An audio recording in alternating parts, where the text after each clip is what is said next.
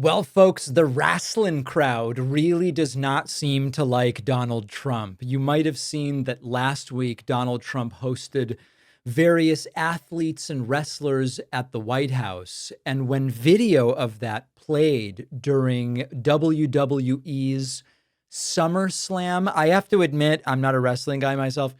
I believe that this is SummerSlam, is what it says there. They played video of Trump shaking hands with, I'm told this is Triple H. There was some brutal, brutal, brutal booing. This is not necessarily a crowd. Here's the thing. I don't want to assume that the UFC crowd and the WWE crowd are the same. It seems pretty clear that they're different. I don't want to step on anybody's toes.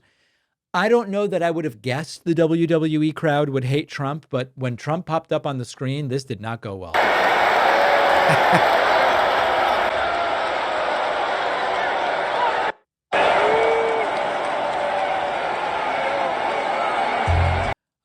This was not like a couple of boos from the nosebleeds. This was like a wall of booing, unified in instinctive rejection of the orange guy.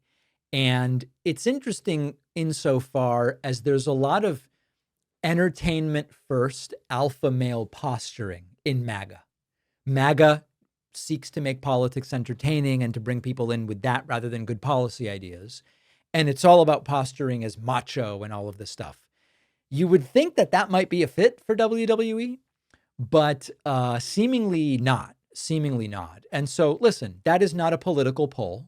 It's a stadium full of people.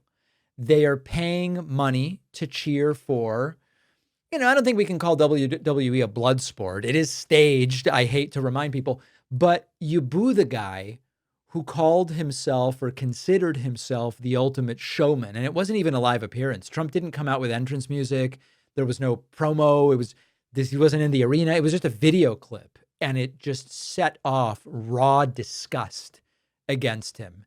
The most heavily staged event in the world, arguably, wrestling, gave us an unscripted moment.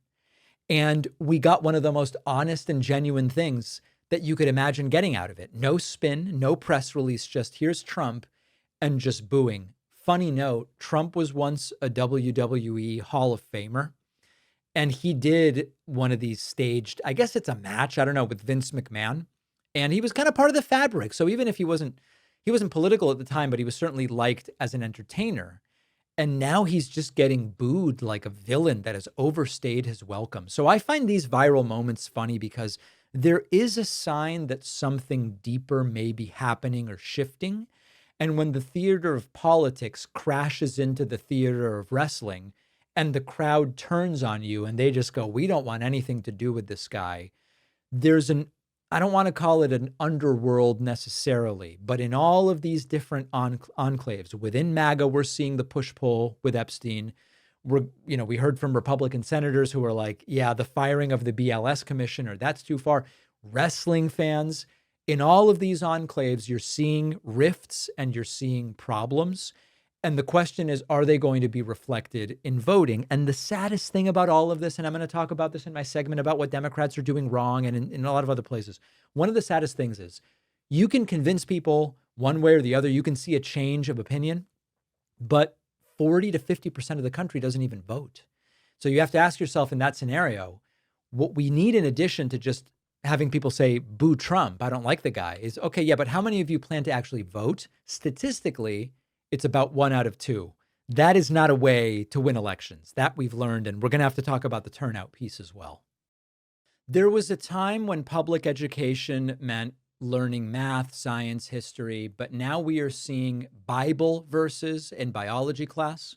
We're seeing 10 commandments on the wall, religious chaplains taking the place of trained counselors, and it's all funded by taxpayer money through voucher programs that are sending public dollars to private religious schools. This is part of a broader effort to inject religion into public education. I'm against that. And it often is coming at the expense of real academic standards and the well-being of the students. Now, our sponsor, the Freedom from Religion Foundation, is fighting back. FFRF defends constitutional principles, takes legal action when schools cross the line, and protects students from religious coercion in public classrooms. If you believe in facts, in protecting education, in keeping religion out of public schools, I can tell you this is an organization very much worth supporting.